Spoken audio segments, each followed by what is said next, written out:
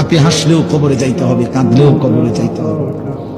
রাজপ্রাসাদের ওই অট্টালিকাতে যে থাকে সেও একদিন মরে যাবে, জীর্ণ কুঠিরে কুড়ে ঘরে যে থাকে সেও মরে যাবে। জীবনে যে কোনোদিন সুখ দেখে নাই দুঃখের সাগরে, তারও মৃত্যু হবে।